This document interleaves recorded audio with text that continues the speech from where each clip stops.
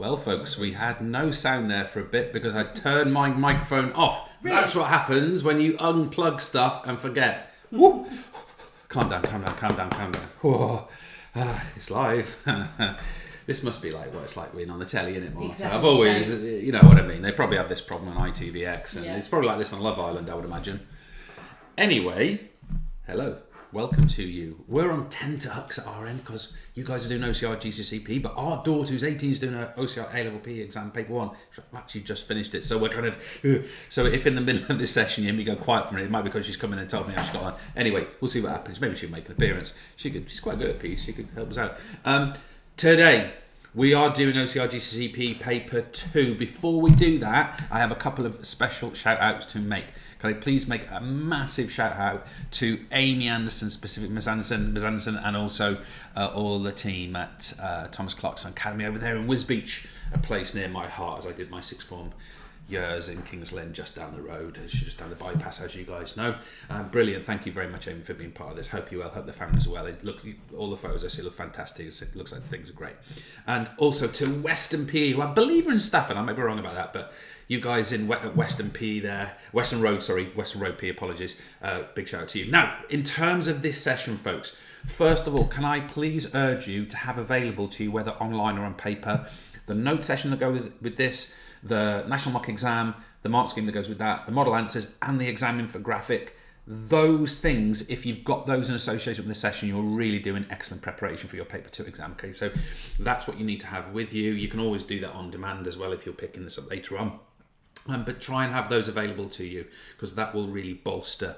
It's a robust set of data that you can have there for preparation. Now, we'd also like to ask a favour. Please offer us a like onto the YouTube video. Please also offer us a subscribe if you can. I know it's a bit of a pain, but it really boosts our channel and gives us extra visibility, but also credibility, and we can keep doing this kind of work. So do that, because we really do want to expand this sort of offer, I suppose. Finally, let me mention Marta is here today. How are you, Marta? I'm all right, thank you. Good. Also a bit nervous about one's daughter, because we do, of course, share this daughter. We do share the daughter and the other one too. Marta is available to answer questions. So if you're on YouTube, just below there's a link to what we call the hub page, and you can come and do a live chat there. We'll also pick things up on Twitter from you as well. And please ask. We don't do the YouTube live because we've had some interesting experiences in the past.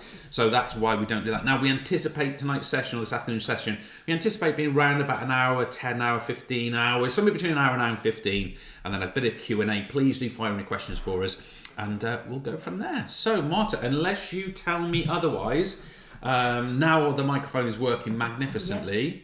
Are you happy for us to go ahead? So, guys, headphones on. I'm going to start getting my... what's the cool way? I don't know what you meant to do. I'm going to... In your ears, maybe? I'm going to... Yeah, that's the one. I'm going to get my digital pen on the ready, and here we go, folks. I'm not sure if you can hear in the background of my microphone, but there is noise around me. There's building work going on one side. There's the noisiest bird I've ever heard in my life in the woods behind where I'm sat right now. I don't know what it was. I thought it was a woodpecker. It must be like a great auk or something. And I just heard a Fed siren go down the road, and there's someone working on an extension to the side of me. So I'm really sorry if you get disturbed, but I'm doing my best here. Now then, folks, this is the plan. What we are working on is Paper 2 OCR GCSE PE. Obviously, post half term in 2023, you've got this, but these are the guidances I'd like to give to you. First of all, when you take this session, if you're here with me live right now, brilliant.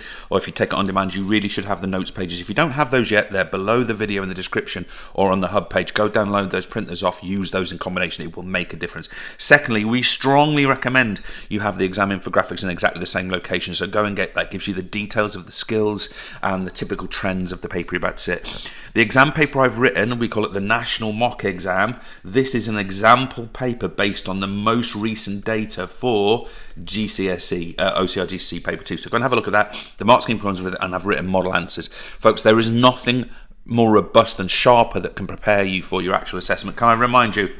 Oh yeah, there's a train as well, I should say.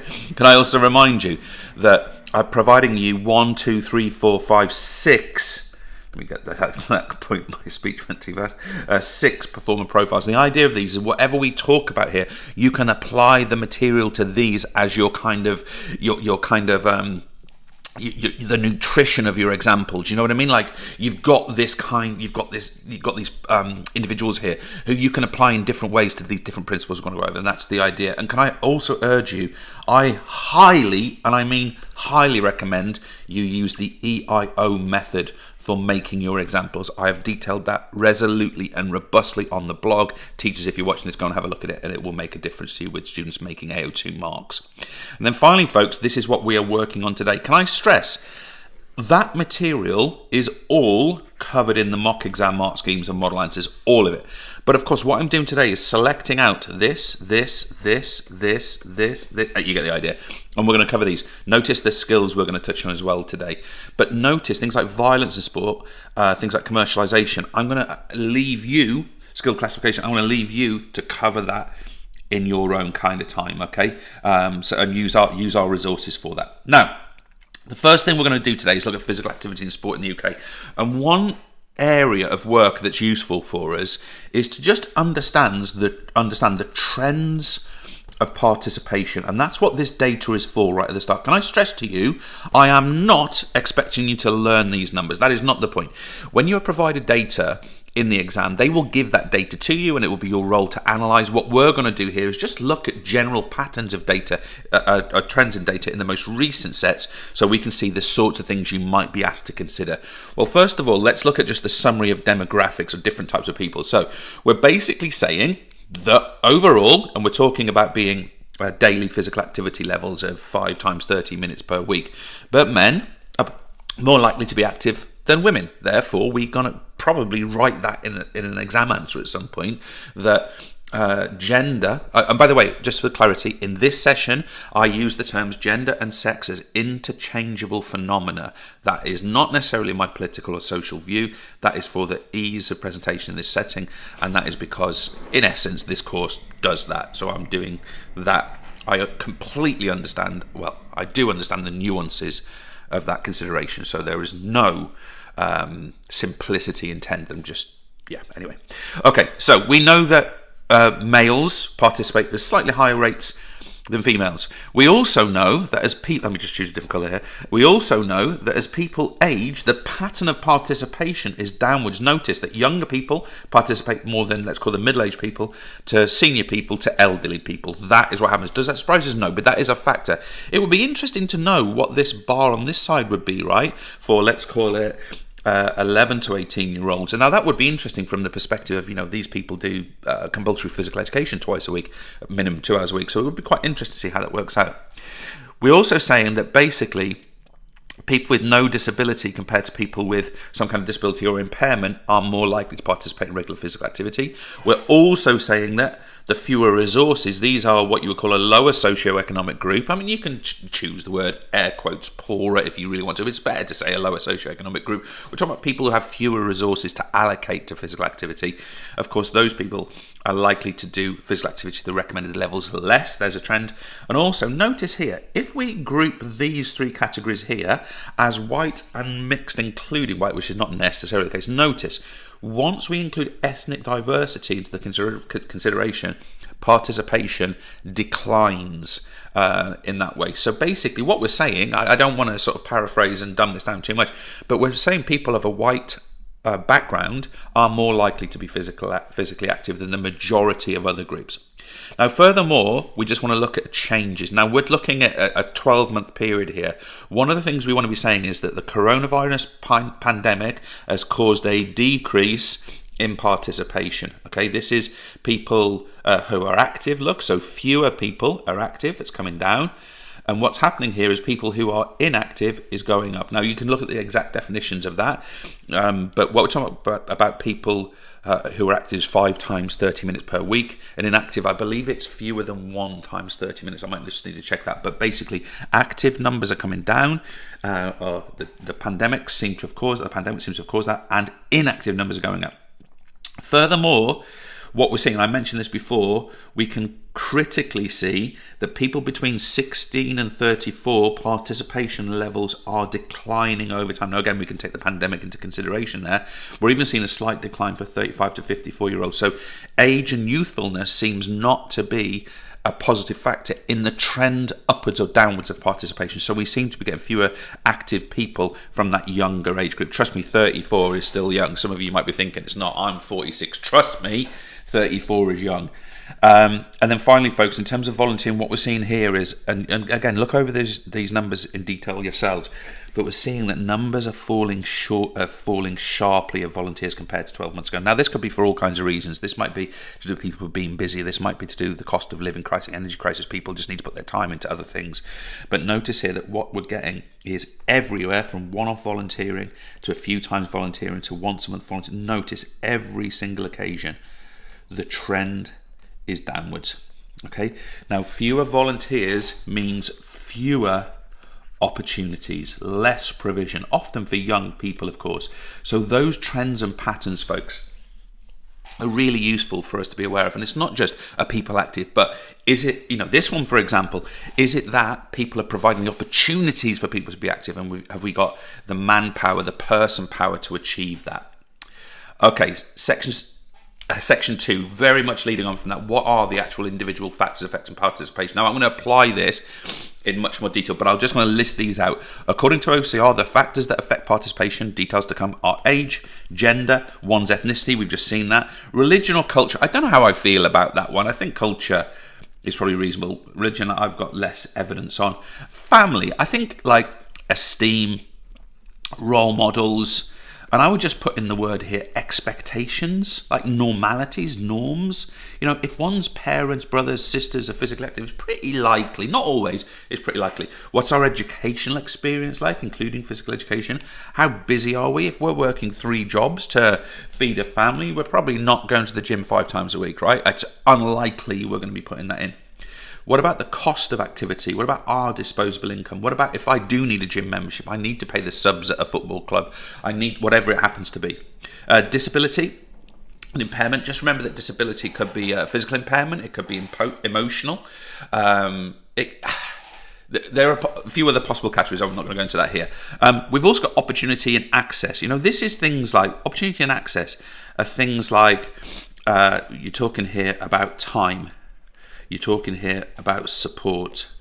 You're talking here about transport. These things matter in terms of getting to, being able to do. Discrimination, is there any either assumed or active discrimination against one group or another based on, biological characteristics? What about the environment where we live? Are we surrounded by mountains? No, we're probably not going to be a mountaineer. What about climate? Think about how many winter sport fixtures, whether it's rugby, hockey, football, get cancelled, netball get cancelled because it's pouring down, it's freezing, it's waterlogged, etc. Media coverage, we can really link this one with this one, can't we?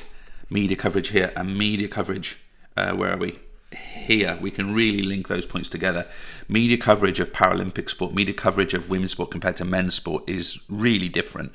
So we can see that they're factors, and of course that leads to role models, and of course that could be greater numbers of role models, fewer role models, it could be positive role models or negative role models. So we've got different considerations to make. Now that's just a big list really, we can't do a great deal with that. So what we're going to do is we're going to take some of those factors and look at them in detail. So we are now plucking the concept of age, one of the core factors we want to be considering, and we want to be looking here. So I'm taking a bunch of those phrases, those factors, and now relating them to age. So let's do that. Well, how does discrimination affect participation based on age? Well, we might find that generally sport, physical activity is seen as a younger person activity. Some people are either told, I don't think that happens that often, but just feel intrinsically, oh, it's not for me, I'm all elderly and decrepit. Gordon Bennett, I feel like that quite a lot of the time. Role models. Look, we don't see senior sports, senior competitions through the media in a great deal. Sometimes, but not a great deal. So we're not sort of following a mould, are we? We're doing it because we value it's intrinsically motivated rather than extrinsically. Opportunity and access. What about elderly people may need help with transport? Now, I don't know what I mean by elderly here, but this could be someone who's recently stopped driving. I hope he doesn't mind me talking about this, but my dad turned 75 this year, right? And he's still driving, still a good driver. He comes and drives down to us all the time, stuff like that. But at some point, he's not going to be driving. How's he going to get to his... He's a big golfer. How's he going to get to his golf club? I don't know. It's an interesting question, isn't it? By the way, that was coffee. And also, 75 is not old, he's fit as a fiddle. But anyway, media coverage. Coverage focused on younger people, agreed. Encourages elderly to be spectators only. Have you noticed this phenomenon? Oh, you might come and watch the football, watch the rugby. And there's a reason for that. I mean, yeah, you don't want people playing competitive rugby at the age of 80, I don't think. But, just give me a second. Family commitments. Working parents have less time. So this age bracket, now my kids are 18 and 16, and it's bloody busy, right? You got stuff, you're working, kids need taking places, need feeding, need looking after, washing, done, tidying up. Oh my God, it's work. How do you get to the gym? Less time due to grandchildren. Of course, that would be a few years' time, hopefully, for me. Time, work commitments, working age. Again, people like me, maybe your guardians, your parents, have little time due to work. And once people retire, I mentioned me dad playing golf or the bowls club or whatever it happens to be, that's an opportunity, isn't it, to go and put some of that time to physical activity. Education, many adults have not learned enough about movement. This is really an issue for schools and physical education teachers, including me, I would argue. And cost, financial commitments increase as people get older. So as people get older, they spend more money. Do they have enough remaining to put into physical activity? And disability, few versions for the elderly. We've got some good examples like walking football. But outside of that, we're talking, aren't we, about golf? We're talking about lawn bowls, etc. Now, what about ethnicity, folks? Let's talk about this. So this is one's ethnic background. So discriminate. And notice we have not included everything because some things are not relevant in this particular conversation compared to age, say. So you'll see us selecting some of the points out. So discrimination.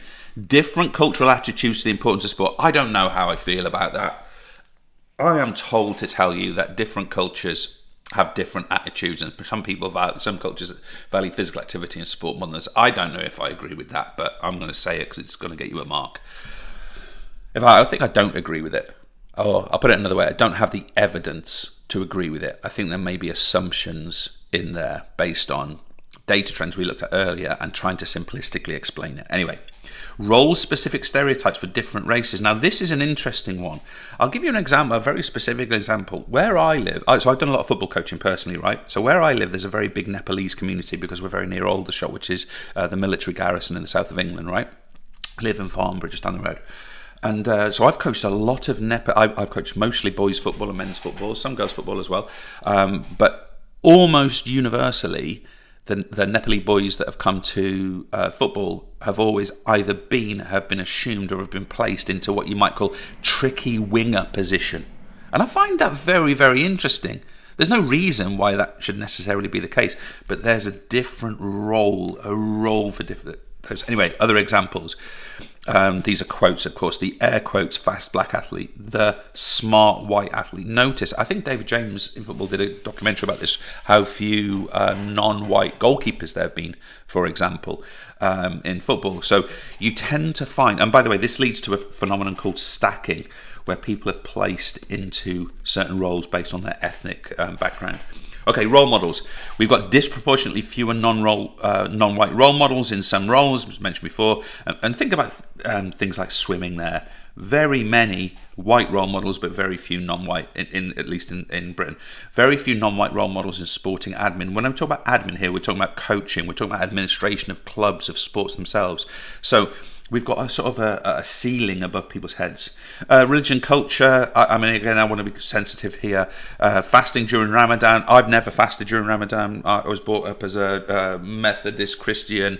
Don't do so much of that these days, but of course I've never fasted because it's not my culture in that sense. But that may affect participation during that period of time. I can't say anything more about that. The people who experience that will probably be able to give much more detail and nuance to that argument, and I respectfully tip my hat to those people who know more about than me. Religion and culture. Recent migrants to the country may have less understanding of British sporting customs. I mean, let's be honest, British sport is weird, isn't it? Let's be blunt. Not just the cheese rolling and the bog snorkeling. I'm talking about the culture. Think about the culture we have of spectatorship and going wild on a Saturday afternoon, or all these sorts of things like this. It's an unusual culture, even though we're used to it. And people who are new to this land, new to this country, might find that a little bit unusual. And family, well, I'm not reading it. That's going to get you a mark. I'm not reading it. I'm very happy to say that many Asian families really look after their family. That I'm happy to say. The rest of it you can interpret. Okay. I hope you understand my sensitivity here. A, I want to put my words in the right place. And B, I don't want to say stuff that doesn't have evidence behind it. Like, just as a human being. So, yeah, anyway. There you go. What about gender? What about... And again, can I just say I am here using gender and sex interchangeably. Currently, a more nuanced concept of gender is not currently included in our courses. Let's see if they are in the future. Discrimination, right? Sport is a male phenomenon. It developed out of boys' public schools in the 19th century. Female sport is undervalued. We see that in things like media coverage, payments, etc. Traditional image of the tomboy, girls who are very physically active and like, let's call them air quotes, boys' activities, they get labelled tomboys, at least they did. Traditional image of the sissy, a sissy, I don't know if it's a word that's used anymore, but it's sort of like for a more effeminate, non-physical, male kind of person, and that's the term. So these are traditional ideas, and of course it's just categorising people is not reasonable. Role models, far fewer for women. Opportunities and access, fewer female clubs, some female-only clubs or sessions, but we're getting better at female-focused activities. I mean, not that they necessarily need to be female-focused, but I think gyms are becoming more relevant to different types of people. I think we're getting far more classes for that are women focused. Think about weight training, the development of things like body pump, for example. These are actually really nice examples of the inclusion factor. Media coverage, we reckon it's about 5% of male media coverage that females receive. Family, females do more domestic chores. Okay, we call this the double shift. On average, maybe different in your household, on average, women do more domestic roles, whether that's around the house, whether that's parenting, etc., etc. Therefore, that leads to less time, right? On average, many exceptions. Time work commitments. Female have less, especially females with children. So basically, working mothers have a huge amount of commitments in our society. There will be teachers listening to this now who are PE teachers and mothers and fathers for that matter. I am doffing my cap to you because my partner Marta is also one of those, and my God, where would we be? Anyway, education. Females participate in different sports at school to males. You know, this is a traditional thing. Rugby for the boys, hockey, netball for the girls, etc. Cost disposable income. Females tend to have less disposable income than men on average, many exceptions. Okay, so we're going to leave that behind as the big categories. But can I stress to you folks that, and I will stress you, I'll take you back up to here. Can I just stress to you, this area, look at this number, very, very heavily assessed and very, very data based. So I think it's perfectly reasonable for you to expect, not predict, but expect a database question where you're going to be analysing some data. And can I just stress, if you're asked to analyse something, you need to break the data down, okay? Break down the data. And what I mean by that is, let's say you're given tabular data, or let's say you were given, let me choose one of these. Let's say you were given this here. Okay, you need to be quoting these numbers. There's another number in here, isn't there? Females are minus 3% as likely to participate. You want to be talking here as well about sort of talking about male participation first, break that down, and then female participation second, then comparing, looking at the differences. This is what we mean by analysing. Anyway, I'm going to just sip my coffee just for a second, and then we're going to come straight back with sportsmanship, gamesmanship, and deviance. Lovely.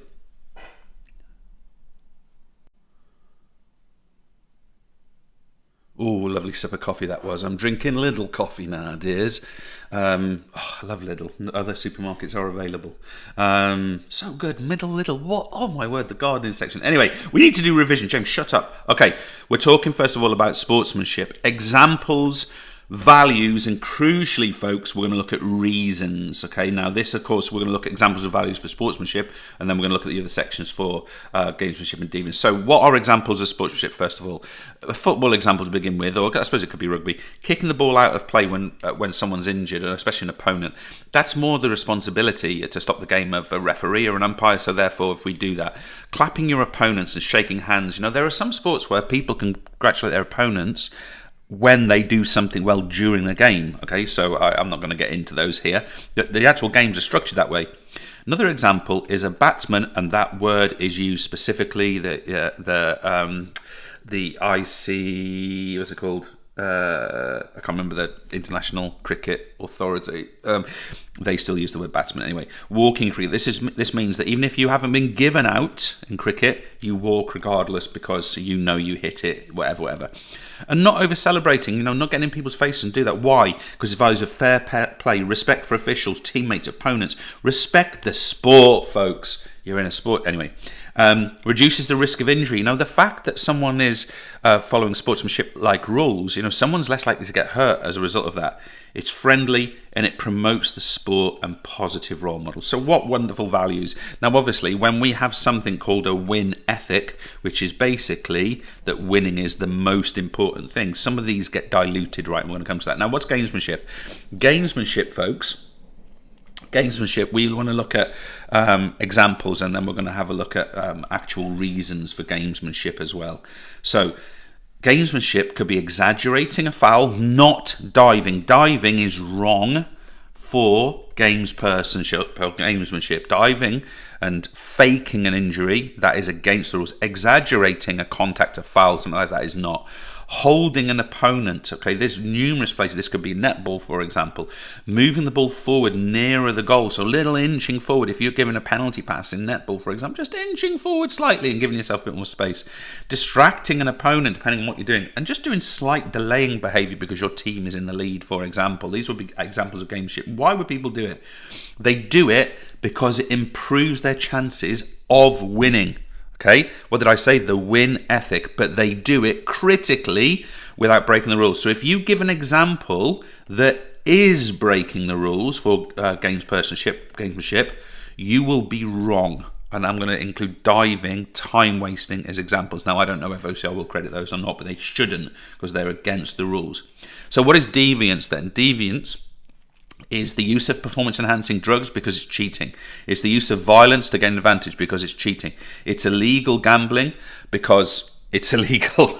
Right, this is deviance. Now, can I just throw in, I just want to mention here that deviance can be other things. We actually call this positive deviance. It can even be things like overtraining. So taking the principles of sport, trying hard and giving everything, and taking it too far and damaging yourself. That's almost what PEDs are, isn't it? Right? That would be a form of positive deviance, but it's still inappropriate. It shouldn't be done. So why would people do it? So here we go. Unlike gamesmanship, it's not to gain an advantage, it's to gain an unfair advantage. Notice gamesmanship is basically fair, okay, according to the rules. Secondly, it's pressure expected. If you're based on the win ethic, or worse, the win at all costs ethos, which means you'll do anything, then the pressure to win will bring that out of people. It enhances performance, especially the drugs bit. Because you're losing. People who are behind in a match or a race, they will sometimes find ways to not be, right? And that's what we're talking about. Financial reward, rich, famous, medals, etc. Frustration with an official, and someone might lash out. Retaliation because someone struck you. Copying others. Role models, folks. Role models. Social learning. I'm not going to get into Bandura and social learning theory, but copying others. If you've seen, for example, influential people like coaches, parents, basically cheating, it's pretty likely you're going to follow that mold. You might do the opposite, of course. And of course, people's attitudes might change because, I don't know, they're on steroids and they've got the old roid rage air quotes, right? So that could be a possibility as well. So there's our ethics. Notice examples, values, and reasons of what we do. Now I need to change my canvas. I will be straight back to you.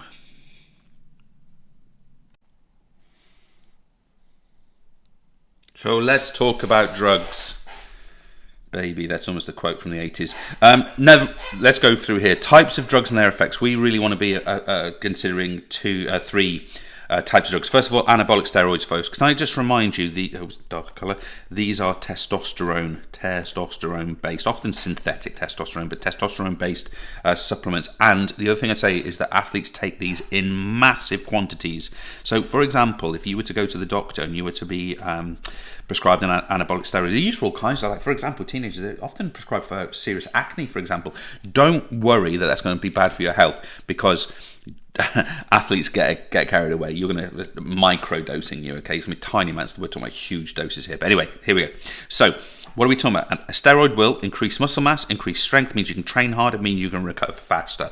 So those are the reasons why an athlete will do it. But can we stress, these are completely illegal apart from anyone who's got a TUE, a therapeutic use exemption, in all sports, okay? So it's absolutely illegal. Now, you could come back to me, well, what about non-natural bodybuilding? In my mind, I'm not including that. I'm considering that to be some kind of physical activity and lifestyle choice, okay? So there you go. Anyway, beta blockers. Beta blockers, we are talking here about a substance which will actually, funnily enough, do the opposite to stimulants, which we'll come to now. They control your heart rate, they keep you calm, they lower your adrenaline. They're actually adrenaline blockers. They're the receptors that receive the adrenaline hormone, they literally block those receptors and they improve. So you will release adrenaline because you're in sort of a competitive phase, but that will have no effect on you, okay? And it will improve concentration, okay? So who would want to do this? We might be talking about an archer. We might be talking about, I don't know, a pistol shooter, okay, in sport, because they want that steady hand, right? Would you do this if you're a boxer? No, because it would slow everything down, okay? So these are only banned in some sports. If you go to the WADA website, it names which sports they're banned in. Others, if you want to do it, I suppose you can do it. I mean, I don't know. Why would you? I'm not sure. I'm not sure about the other health implications either. Now, stimulants, this is an interesting one. Stimulant, think caffeine as an excellent example. There are others like amphetamine, of course. They arouse the brain, increase heart rate, increase aggression and competitiveness. They hype you, right? Alertness, they delay fatigue, they decrease reaction time, which of course is a positive. We react faster. You don't feel as much pain. However, it does kind of have some problems, right? First of all, you might just hurt yourself. So that's a problem. Addiction, caffeine addiction is a thing, but I don't know how serious that is. But certainly amphetamine addiction is. CV problems, liver damage, and the fact that you're hyped on caffeine means you might struggle to sleep. Some of you going through exams right now might be experiencing exactly that, so do look out for it. Now, let's take this a little bit further. What are the positives and negatives? So we're looking here at the advantages of taking performance-enhancing drugs and, of course, the disadvantages. So, folks, nice and simple. Can we stress, please? The biggest reason that someone will take a PED is because it increases the chance of winning. Getting in, think about a young, I don't know why I'm choosing this option, a young American footballer who, I don't know, wants to get drafted, right? They're gonna take risks, aren't they? I've written about this. Anyway, I'm not gonna go down that road, but that's why it's gonna make you faster. It's gonna make you stronger. People want to make it fast, right? They want to get there quick. They want that fame, recognition. Sometimes they want to jump the hard work that comes with it. And of course, that means we might get paid more. But other people might do it because everyone's doing it. Now, I do not want to forgive Lance Armstrong as an example, but it is true that when he entered professional cycling in the 1990s, the sport was absolutely endemic with drugs. Okay, so he perhaps at some point was simply trying to compete. I think it's fair to say it went a bit far. The disadvantages: it risks reputational damage. People could be sacked. They could be banned, often 2-year bans for doping, by the way. Lose sponsorship. Again, Armstrong's a brilliant example of this. Health risks. This is not good for you, especially the dosage and addiction. Look, this is a serious decision, but can we just step back from this? We revel in our society when someone is a competitor. Wow, what a competitor. Can you see how some people just take the notion of competitiveness and them as a competitor take it slightly too far? And the line is not that far ahead of them. The breaking the rules line is not far away. And it's taken, what I often find is competitiveness times reward times culture. For me, so someone who's hyper competitive, there's huge rewards for winning, and there's a culture of deviance. If you get those three things in a sport, it doesn't matter how ethical someone is. If they want to make it, it's pretty likely. And again, I just mentioned cycling in the 90s and 2000s. That's what you would have found there. Sorry, I'll turn that beeping off in a second. It might go off again. I'll pause at the end of this bit. But disadvantages to the sport of performers taking PEDs.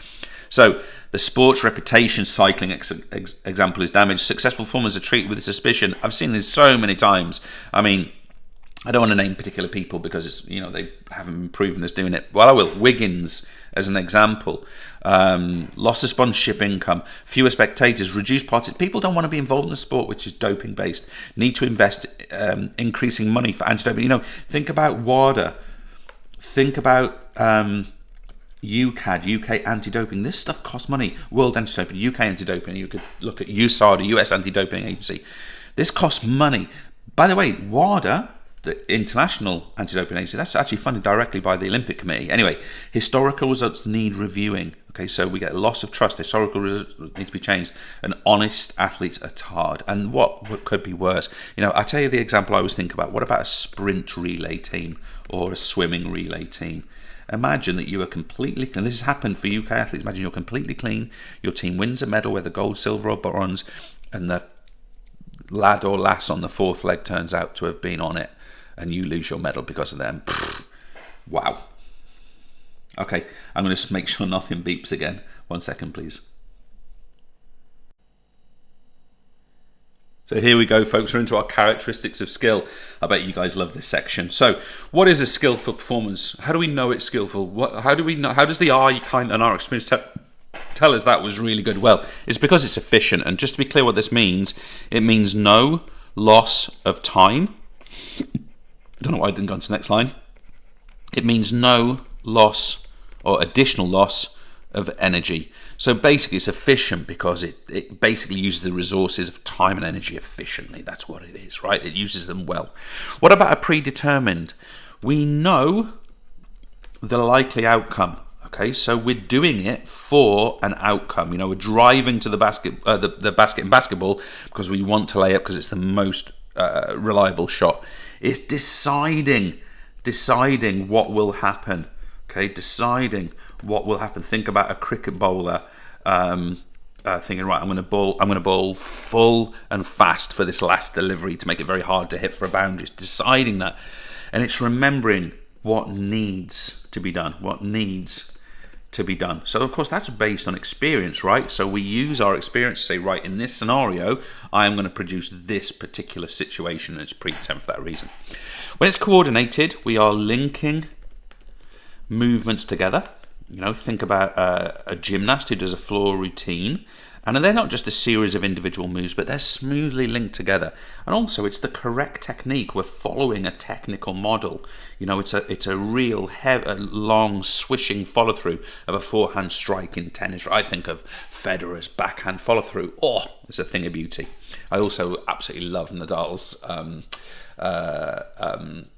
what's it called? Forehand follow-through technique. If you really want to look at a tennis example, it's a little bit aged now, but there was a tennis player. She retired about 10 years ago. It's called Justine Henin-Ardenne. Go and look at her technique. Oh my God.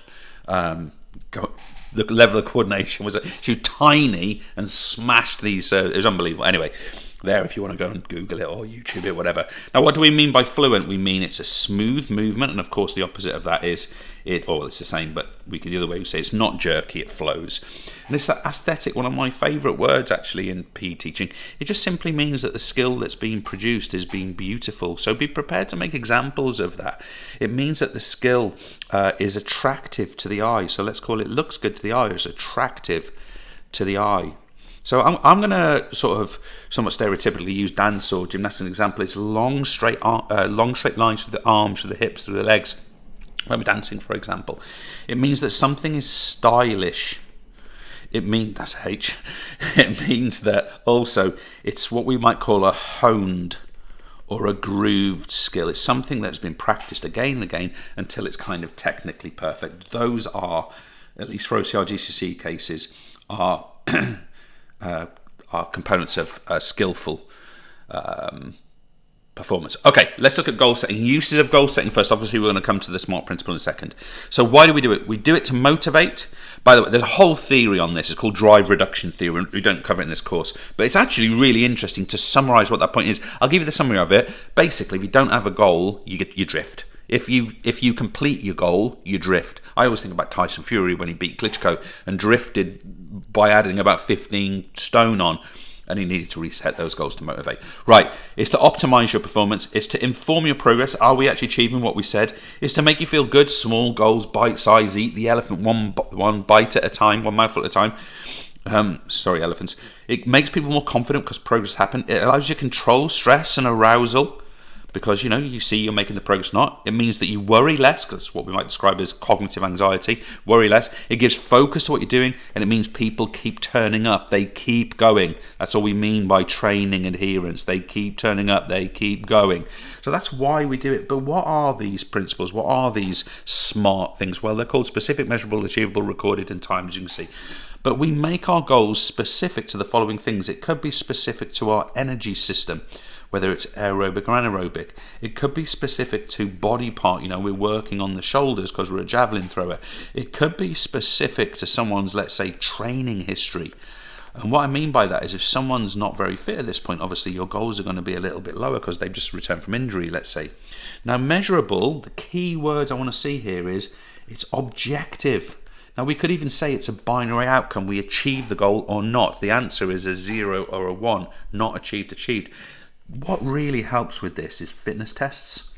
Now, it doesn't have to be fitness-based, obviously, when we're goal setting, but fitness tests really help with objectivity and measurability. We either achieve our objective, we don't. We either achieve the 3 shuttles more on the multi-stage fitness test, or we don't. Achievable, critical point on achievable. It means we want to say here it's challenging, but within reach.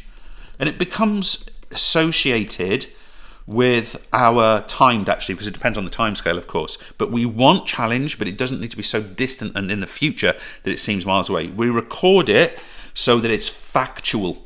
Okay, we got a record of it. And sometimes we also say agreed. So it's agreed with the coach and written down in a training diary or something like that. And timed, it means there's a deadline and we are working towards that deadline. You won't be surprised that I needed to do the preparation for this session as a deadline for today. I'm doing this on the Wednesday. I can't remember the date today. It's the 24th. But of course, that was the deadline for me to be ready for this session. Okay, I'm just going to take the briefest of pauses and we'll be straight back with mental preparation.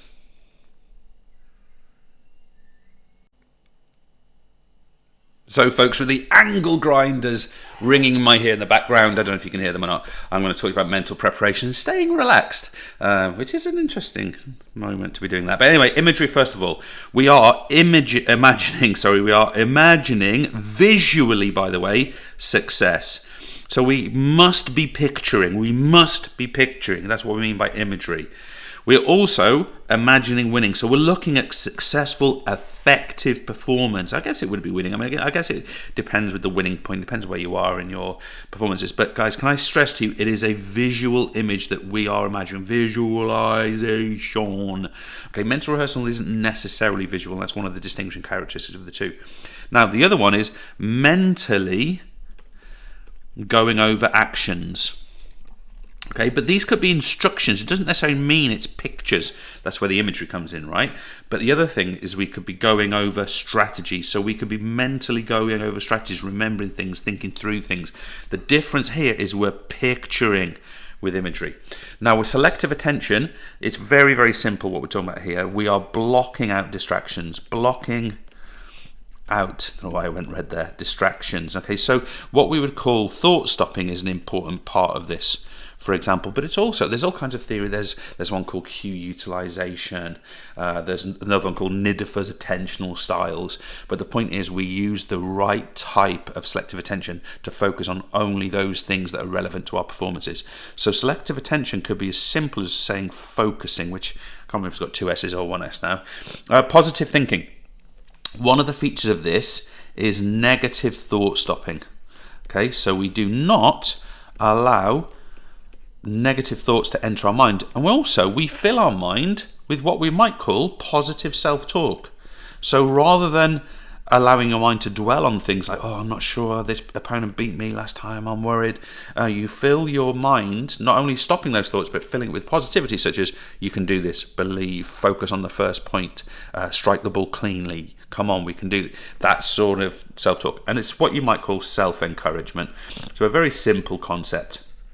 Self-encouragement, that's what we're talking about there. Beautiful. Not sure what I wrote in that point. And let me choose another colour just arbitrarily. We're also about relaxation techniques. Now, I am not going to teach these, although it was meant to be a different colour, although I'd actually quite like to teach the second one, given the space to do so. But we're talking about meditation, a deliberate relaxation state. We could be talking about mindfulness. Mindfulness is a really interesting practice, not least because it allows you to focus on the truly important aspects of life and experiences, and not sort of, a lot of it could be described as not sweating the small stuff. So it's quite an interesting technique. I'm just going to name it here and leave it there. Okay, let's move things forward. So I'm just aware of time. Guidance, a massive topic for us. One of the things that I think is important about guidance is the way to think about it is, remember what we're saying with guidance is, it's like when someone's exposed to something for the first time, how do we guide them to understand it? Well, we can do it through a picture, visually. How? Video guidance, wall chart, but probably a demonstration, creating in that individual a mental picture. So here, she is demonstrating to him, let's say, how to do this kind of one-armed, what would you call that, plank position. Okay, so that would be an example. So why is it positive? Well, for beginners who need a mental picture, by the way, it creates the mental picture. But notice the word begin is really important if someone hasn't done it before. This shouldn't be, yes, that one there. This should be saying attention drawn to specific aspects. Sorry about that. We made a mistake there. That should say attention drawn to specific aspects. So let's cross that out. Now, the way we do this is we often actually combine visual guidance with what we call verbal guidance, instructions. And this is a process. If you want to use a technical term, this is a process known as cueing. Okay, I'll throw that one in there just in case you want to whack it in your exam. Now then, what are the negatives to visual guidance? Well, what if someone doesn't do it right? This happens many, many times. It can take ages because movements are often complex. And also the person watching doesn't feel what it feels like. They just simply see it. Okay, what about verbal guidance? We're talking about coaching points. Right, I want this geezer here, let's say, is saying to this young tennis player, right, I want you to be into the ready position on the tee earlier. Not the tee, is it? In the centre court earlier.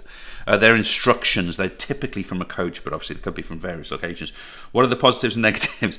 The positives are it can be combined with visual, I mentioned before, cueing, or manual mechanical to come. It can be individual or group. Now, notice that a good coach will make both individual and group coaching points. It's quick and immediate, often personalised. It's good for fine-tuning. Oh, those little details. God, don't you love it when someone gives you one of those little nuggets of gold that makes you better? They're motivating because you feel yourself improving, and it leads to better understanding. Now, we've got all sorts of theory about this. We could call it insight learning, cognitive learning theory, gestaltism. I'm not going to get into that here, but it leads to understanding. And why is that? Well, the answer is why. The coach will normally explain why. When you just see it visually, you might not know why it's done that way, but coaching points can help you understand it. Therefore, you can apply it in different scenarios.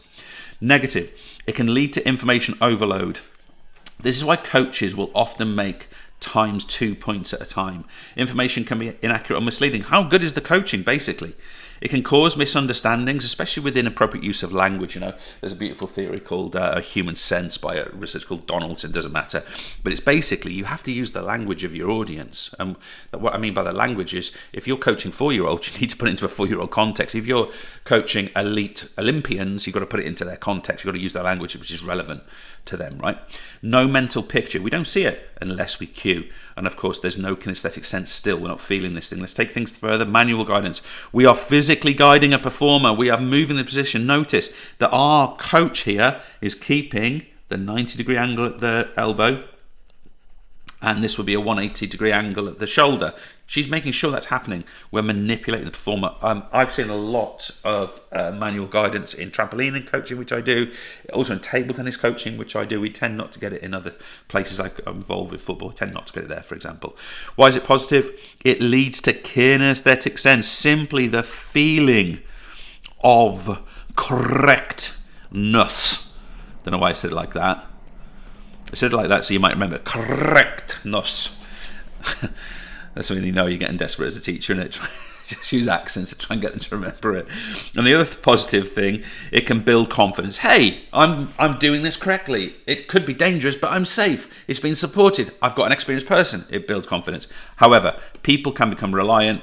It gives a false sense of security. So when it's released into the wild, as it were, it might take risks. And it also slows things down. It takes longer to do this, right? And it's also, by the way, it's always individual, so it's no good for groups either, is it? So it's always individual by definition. Now I've got to change my canvas, and we'll look at mechanical, and we're almost there.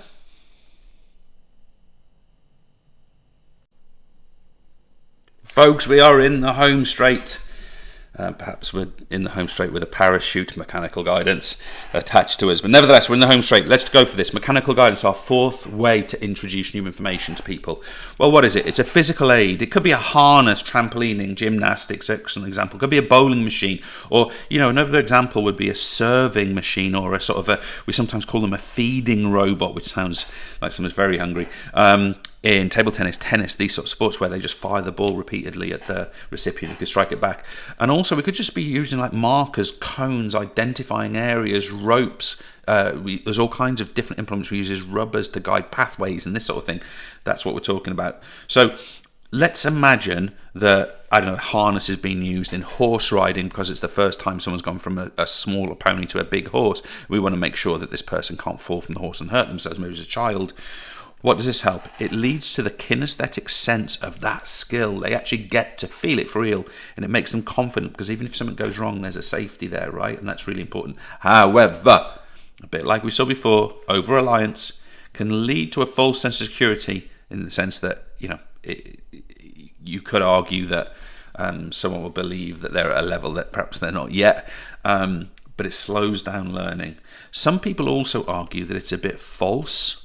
Quote. Imagine, for example, you're a cricketer, and here's your stumps down here, and I'm not very good at drawing bowling machines, but there's a bowling machine here with a big head on it, and it's firing balls every single time to the same place, right? And the batter is trying to sort of perform that skill backwards. It means it's very repetitive.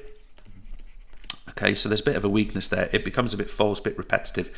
It also makes it quite closed in its environment, even if it's like this is an open skill.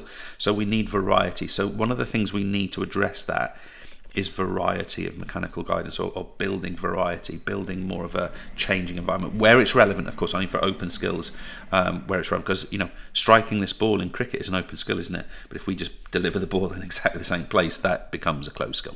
So that's what I'm referring to there. So it's an interesting one, mechanical guidance. Oh, by the way, another one you could just say is negative is just cost or expense. This thing costs thousands, right? So you could also say exclusivity. And what I mean by exclusivity is some people have access to it and others won't. So there's some issues there. Can I just throw another one into positives? Is people like it. When the bowling machine comes out, when the table tennis serving robot, come on, just think in your own experience, like you would like it, wouldn't you? And people like it. It's different. It actually meets what we do in principles training. It's the idea of variance. It's actually a bit different, or it avoids that tedium concept. So yeah, nice. Okay. Feedback. Now, sometimes people ask me what's the difference between guidance and feedback. In my mind, at least, and I don't know if you'll find this definition on Google, but in my mind, at least, guidance, when I teach at GCSE PE, it's when we introduce information, new information to learners, to athletes, to students. Now, I would consider what I'm doing, because you've already been taught this stuff, I would consider what I'm doing now as feedback, because it's like repetition or adjustment or recontextualizing or giving a different insight. So feedback for me is after guidance occurs. Now, feedback is often verbal, visual, manual and mechanical sometimes, but it's often verbal and visual. Okay, think about video feedback on someone's own performance, right? So how do we do that? So different types. We've got intrinsic feedback, first of all, from within the performer. Literally what it feels like. Did it feel correct? Was I balanced? What was the feeling? Think about, I always think about this example. Do you know what moguls are in skiing? If you're not sure, ask someone near you. Moguls are that thing where you're going down a mountainside and there's lumps of snow and ice everywhere, left, right. Like, I would imagine the number of times people feel sort of imbalanced is a really important part of intrinsic feedback to that performer. Think about someone who's literally holding a balance in gymnastics, don't do it if you're in a dangerous situation, but try and hold a headstand. Not while you're writing or drinking a cup of tea, hopefully. But you'll know whether you're in balance or not, right? That's intrinsic feedback. Extrinsic, from beyond the performer. So this is from someone else, typically a coach, sometimes the environment. This could be, for example, extrinsic feedback could be, I passed the ball and it got to where it meant to go. That's extrinsic feedback. Another form of feedback was, I caught it, I didn't. Another bit of intrinsic feedback is a scoreboard. I'm on 18 runs right now, etc., etc. It could be from a teammate and it could be from an outcome. Now, COP, or knowledge of performance, little o, what we're talking about here is information on technique. I'll use my. I haven't used my example. Carlos, I need a greater flexion at your elbow when you're on the free throw line in the basketball. Julie in netball, I need you to be on the half turn as a centre court player, and I need you to be receiving the ball from our first third open stance, so you can see both the third and the third, even though you're in the second. If you're not a netball, you might wonder what the hell I'm going on about, etc., etc. But knowledge of performance is also information on tactics. It's about how a skill needs to be done. Right, we want the arm here, we want the leg there, the head position is. When I coach table tennis, for example, we talk about hitting arm, non-hitting arm, feet position, knee position, and head position. Okay, well, obviously we look at follow through, but we can coach all of those elements individually. And also how well someone's actually performed. So let's say that we're a coach and our team happens to have lost, I don't know, in rugby for argument's sake. I might pick out a player and say, look, I really like how you defended in that situation.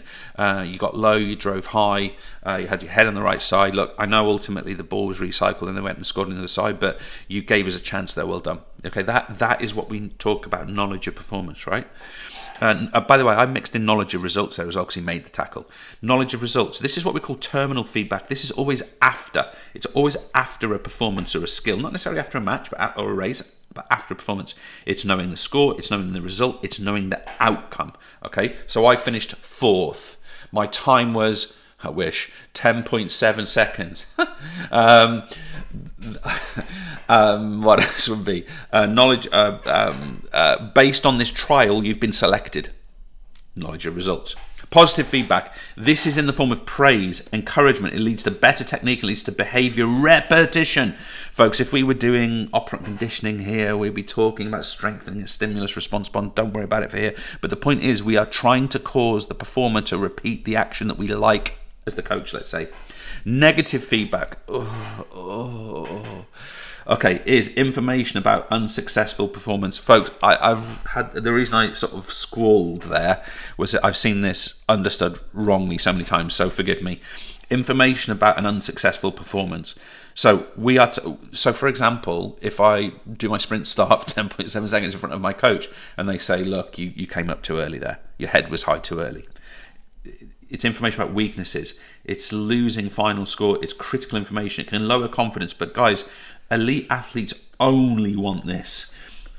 Go try telling an elite Olympian athlete, oh, well done for doing that. They'll go, yeah, and what?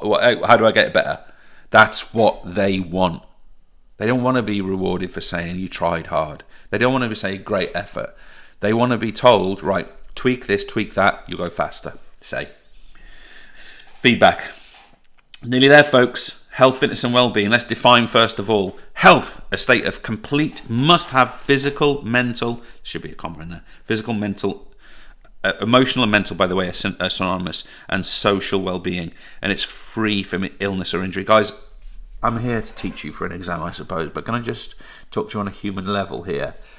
Being healthy is not being ill. That is only the smallest part. Being healthy is being physically well, mentally, emotionally well, socially well. That your life is good, that you're happy, that you feel contented, that you do things that you like. You should have that expectation of your life. And I meet a lot of adults, I might even be one of them, who they're satisfied because it's not hurting anymore. Yeah. I hope that makes sense. Fitness, what is it? A person's capacity to carry out their activity without getting tired. So guys, this is relative. You're youngsters flying about, going to school, going to college, whatever, and you're active, you're messing about, you're running around, you're walking to your mates, you're not driving yet probably, etc, etc, etc, etc. I'm a bloke who sits in an office chair all day. You know, like, my fitness doesn't need to be as high as yours unless I go and do something which requires it, such as I go to spin class or I go for a long walk for charity or whatever. But I sound like I'm really old. I'm not that old, but you know what I mean. What your body is capable of in sport, you know, what you can actually do, and coping with the demands of everyday life. I hurt just getting out of bed, for goodness sake. But that's what we're talking about now. I think this is our last section, correct me if I'm wrong. Oh no, we've got a little bit after on diet. So what is the impact of physical activity? So for you guys, this would be 7 times 60 mins a week. Okay, and for people of my age, it would be 5 times 30 mins a week. So this is what we call physical activity, regular physical activity or minimum physical activity. So let's assume that you and I are doing that. I think I get pretty close to that, to be fair.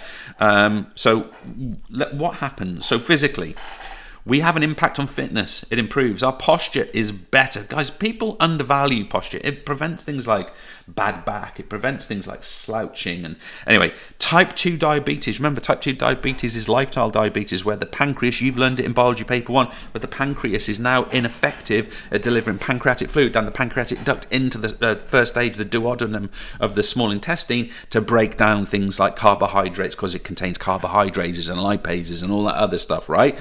PE teachers, if you don't know what I just said, trust me, they know, because they're learning it, or they learned the exams the other day. So if it doesn't work, that pancreas, we develop type 2 diabetes. Do stress type 2, please.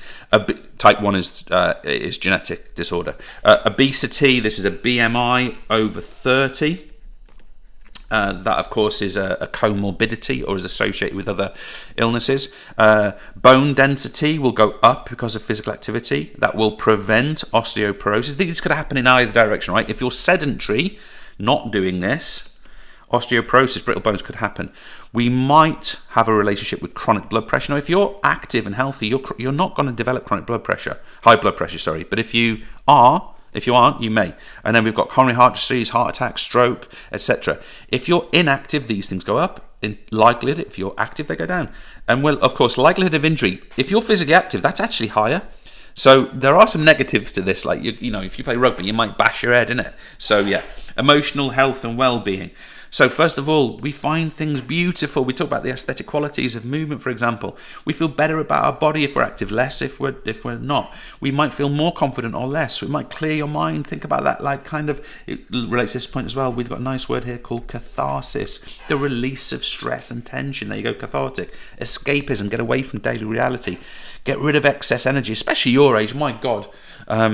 Trust me, that changes when you go older. Things start going slower. Trust me. Stress-busting hormones such as endorphins. I was actually studying these yesterday. I'm not going to go on about it here for a whole different context. I'm doing a bit of reading at the moment. Anyway, and we've got social well-being. We might experience or develop leadership skills because we're involved in teams or groups or activities. Our communication skills might get better, or of course not develop if we're not active. We might belong to a group. I go to a gym regularly, and even now I'm like just going to the gym, and I'm starting to develop a sense of belonging. Cooperation, you know, we learn to work with others. We meet new people. I'm going to mention Wendy, who welcomed me to the badminton club recently. What a legend! And we make friends. Or not, of course, if we're not going. So those are the benefits, or indeed the effects of being sedentary. Now, finally, folks, I've almost put everything on the sheet here, so you can almost do this without me, but I just want to go through carbohydrates, and I am going to do a bit of linking to your understanding on biology, so you can, as it were, root, not in that sense, that you can root the learning here to your previous studies. So what are the components of a balanced diet? Well, we're talking about 60% of a balanced diet approximately being carbohydrates. These are a source of energy. Now, you folks, because of your biology, you know that carbohydrates is an insoluble food that then is digested both in the mouth and and through the digestive system, and is absorbed by the microvilli in the small intestine. You guys know this, right? In the presence of carbohydrates is like amylase. We're not going to look at that today, but it's the same thing, right? We're talking about the same thing, but this is what I do want you to get into your answers. It can be stored as glycogen, and by the way, that storage is in the liver and in the muscles, and it's broken down into glucose. Glucose is the unit. Is the monomer unit which is ultimately used in the cell to release and transfer energy. Proteins, you guys know all about the ribosomes. I'm not going to go on about that. Protein synthesis, you know what it is. But for us, growth and repair, just like you've learned in biology. But look here, adaptation. This is what happens post-training or post-performance. Protein is critical if we want to get fitter. So think about supplements. Someone who is training hard in the gym, let's say, needs that protein supplement. It's broken down into amino acids, you know this. They're then taken to ribosomes, reconstructed to human proteins anyway, and it's about 15 to 20% of our diet. Our fats, folks, often maligned. They are lipids from your biology course. They are energy rich. They're stored under skin, as well as around as around organs. They have lots and lots of energy in them, but they're slow to break down. They're used for insulation, protection, And they're also in the formation of cells. Now, you guys already know what that is. It's your cell membranes, of course you know that. And it's 20 to 30% of a balanced diet. So fats are important for energy, insulation, and for cell function. So they're absolutely critical. Of course, we want healthy fats. Let's call them plant-based fats. But we might want to be a bit cautious on animal-based fats, which of course tend to be our saturated fats. Minerals. These are for body functions. Think about iron, for example, that helps to form hemoglobin. Of course, that's the compound which sits on, millions of which sit on each red blood cell and carry oxygen to the tissues, and of course also carry CO2 away. And there we've got phosphorus for muscle contraction, and we've got calcium for bone growth. Can I just stress, bones, if you look at them under a microscope, they've got a matrix to them. They're like this. And the more calcium, and also the more weight-bearing exercise, it builds stronger, thicker, more solidified. Think of it like so it's a bit like, I sometimes feel it's a bit like carbon fiber in that way. But the other thing is, this is what prevents osteoporosis or strengthens bones. Vitamins, they're there for immunity, preventing disease, help to release energy and metabolism. Remember, metabolism is the sum of all chemical reactions in the body. Fibre, brilliant for digestion, and it's regular passing of poos. Fiber's really important as well, folks, to do with hydration. Again, because you've got good fibre, it actually operates in the large intestine and actually helps to force water into your system. So it actually combines with water in this sense. And then finally, hydration. Water, obviously, for hydration. Maintain blood plasma levels so that our blood doesn't become more viscous and sticky. It's really good for a cooling mechanism like sweating and cooling. Of course, it forms cytoplasm that you know in cells, right? It's effectively the gel-like fluid with a few other bits and bobs that suspends those organelles. In biology, you've learned all about them, haven't you? Mitochondria, ribosomes, blah blah blah, and that's what it is. So just PE teachers, I know you feel like I'm linking that maybe to biology too much, but these guys know that stuff. At least they should. They've certainly been taught it, so they know it, and they should lean on that knowledge in this particular section. I hope that's reasonable. Oof, I think we're done. Woo, folks, it was a big one. What do you think, Marta? Any good? Yeah, brilliant. Happy with that? Yeah. Learned lots? Very much, yes. Enjoyed it? Yes, tons, yes. Questions or shout outs or what we got? We've got a couple of questions. Mm-hmm. First question, James. If you're going to summarise, paper would really suggest that that's significant. I might even, as I'm chatting here, I might have a little sort of I might have a little search background. I might put something on the screen in a second just to show you what I mean by that. But that, I would say, is a really, really, really big factor. The other thing I think is, I think what we find in paper 2 is that a little bit more around evaluative skills, maybe. So I think that's a good area to become strong at, is that sort of capacity to look not just at what something is and how it works, but looking at strengths and weaknesses. I think that would serve people pretty well, I would argue. Mm-hmm. Okay. So yeah. Okay, brilliant. And also another question in terms of the 6 markers. Mm-hmm. Or 6 marker. Have you got any guidance that you can share with us? Definitely. I mean, first and foremost, have a look on the blog, especially teachers, if you get this in the hands of the students. I've published writing frames for the actual 6 markers, but I've also published all of the history of the 6 markers. Now, what we find in paper 2 6 marker is that it's quite varied where the paper 2 topic will come from, but we're finding in paper 1 that it's really coming from the training unit. So just be aware of that. I think students, knowing your training unit is going to be important with regard to, that's no guarantee, by the way. It could easily be on cardiovascular, respiratory, mechanics, who knows, but that training unit traditionally has been where the paper 1 bit on paper 2 has tended to come from. So yeah, that would be my main point on that, I would argue. Mm-hmm. Yeah. Okay. Any others, Marta? No, that's it. That's all the questions I've got for now. And how about shout outs? Yes, I've got one shout out to Mrs. Pearson's Year 11 group. Uh-huh. They seem to have an amazing time doing their paper 2 revision and, of course, having a bit of pizza, snacks. Nice. That always helps. I am assuming that's Chris. I might be wrong. If it's the wrong Mrs. Pearson, I apologise to that person. I think that's probably Chris up in the northwest. And if that's the case, then hello, you lot.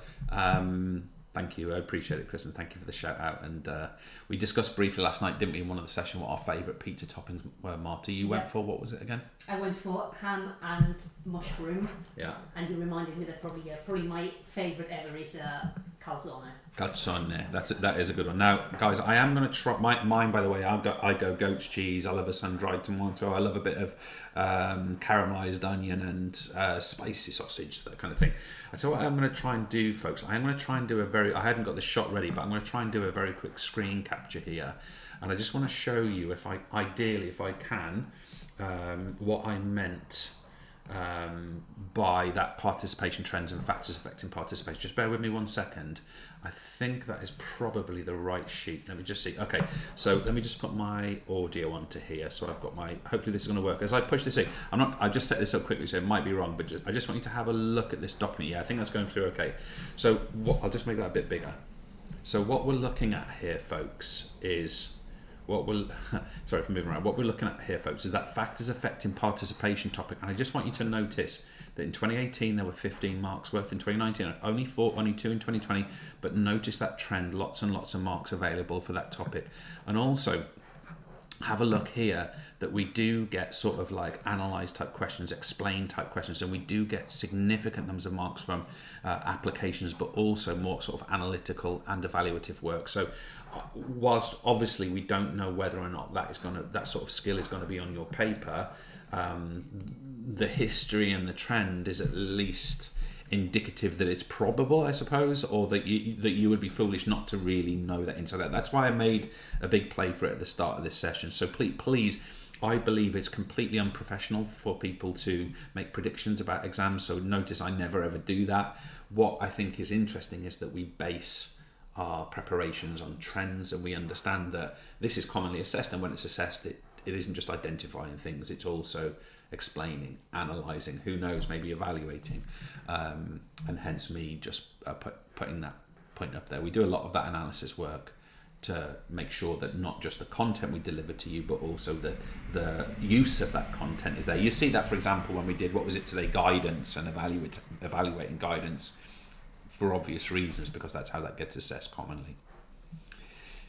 Any other questions, Marta? No. Any other thoughts? Do we want to tell these guys anything? Do we want to wish them well, because this is our last GCSE revision of this year? We've got 2 A-level sessions tomorrow, but this is our last GCSE revision. So there's been 8 GCSE revision sessions so far in the last couple of weeks. It's nearly killed me, and it's been brilliant. So for you guys doing your GCSEs, I think I've said to you guys before, I've got my GCSE completing a year 11 daughter just over there, sitting in the sun. He's actually in a bikini, it's ridiculous, doing a physics revision for tomorrow. We do genuinely understand what you guys are experiencing right now. We have a daughter in year 11 and a daughter in year 13 right now, so please don't think we see this anything other than empathetically and with a little bit of insight and understanding. All teacher parents will go through similar things, I'm sure.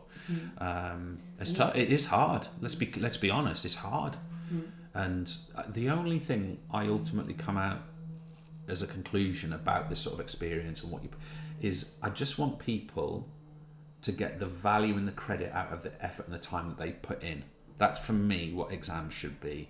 And that's why we put this stuff out there, so you have a better opportunity to do that. So for me, that's what life should be. You get out what you put in.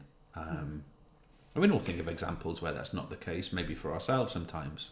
Sometimes the world's harsh, but certainly with exams, it should treat you, air quotes, fairly to some degree, as all factors being equal. And I do genuinely hope, especially you guys who are putting time into this, I do genuinely hope this is beneficial to you and you get something out of it. Yeah, and I think we should just wish everyone the very best of luck. I thought you were going to say Merry Christmas there for a second. Well, if you want, yeah, we obviously. Obviously, they won't need luck. If they're working, it won't be down to luck. Well, we wish you all the best for the exam for sure. And for sixth form, college, FE, work, apprenticeship, whatever you're doing in the future, it's not too far away. But perhaps most importantly, folks, get physics out of the way tomorrow. And I'm sure some of you got things on Friday, but then there's a bit of a break in half term. You can focus in on that point, and you're halfway there. So big summer coming up. Yeah. Okay, let's sign out, Marta. Let's Yes. get these guys off to whatever they've got to do. Thank you so much, folks. I'm going to quickly check in the Twitter just in case we've missed anything. We haven't. There we go. Have a great afternoon, folks. I think what's on telly tonight? Oh, we're dropping Georgina off at dance class, aren't we? And we're fixing a fence. Woo! Fixing fence and taxiing the kids. Have a good one, folks. It's rock and roll. It is.